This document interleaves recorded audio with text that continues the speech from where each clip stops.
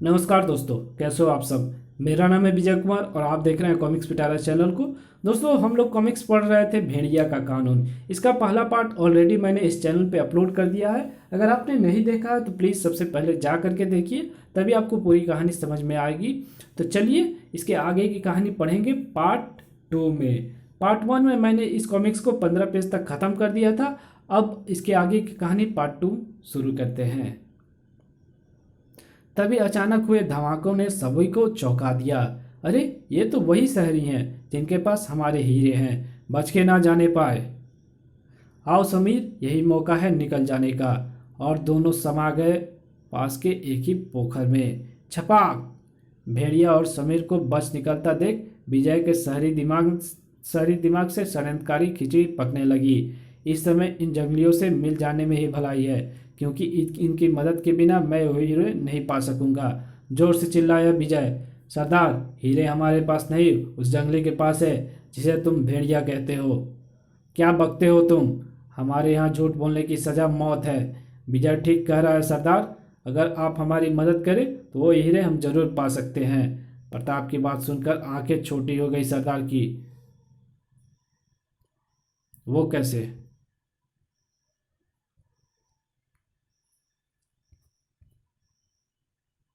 वो कैसे?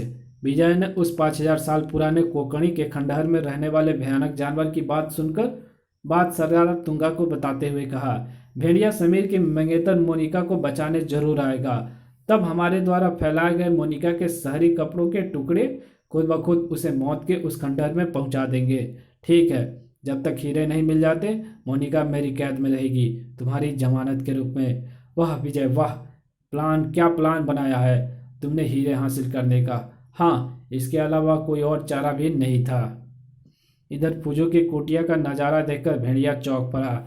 समीर, तुम यहीं बैठे, मैं जाकर फूजो बाबा की जान बचाता हूँ। गुर्र, मैं कहता हूँ दूर रहो। गुर्र। आह। गुर्र। नहीं। सही मौके पर खुद मौत जा टकराई मौत के दूत से। घबराओ मत फूजो बाबा, भेड़िया आ पहुंचा है। मैं अच्छी तरह जानता हूँ तुझ जैसे वहशी से किस तरह निपटा जाता है। आज की ये मुठभेड़ तू कभी नहीं भूल पाएगा, क्योंकि आज भेड़िया तेरे शरीर के सारे बल निकाल फेंकेगा, जिससे तेरा यह मक्कार दिमाग ठीक काम करने लगेगा।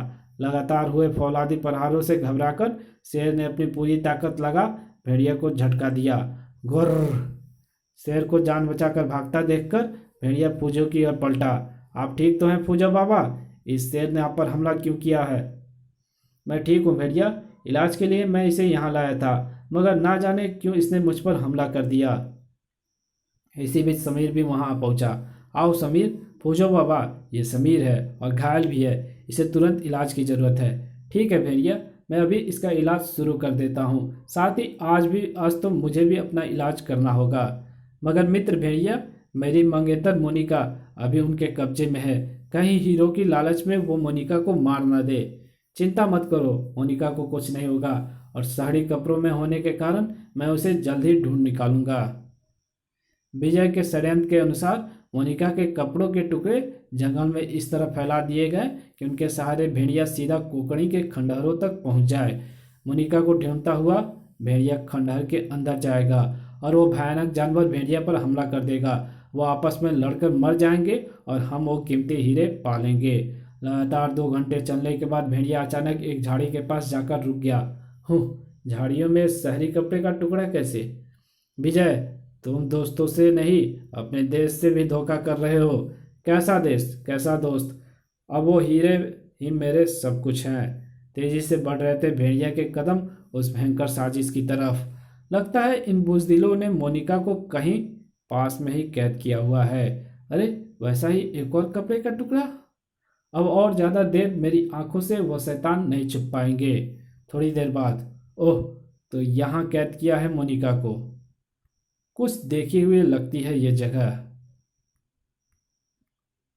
दिमाग पर थोड़ा सा जोर देते ही वो 5,000 साल पुराने इतिहास के पन्ने उलटने लगे। ये तो कोकणी का राजमहल है। अचानक ये क्या? भेड़िया उस खंडहर से नीचे गिर गया।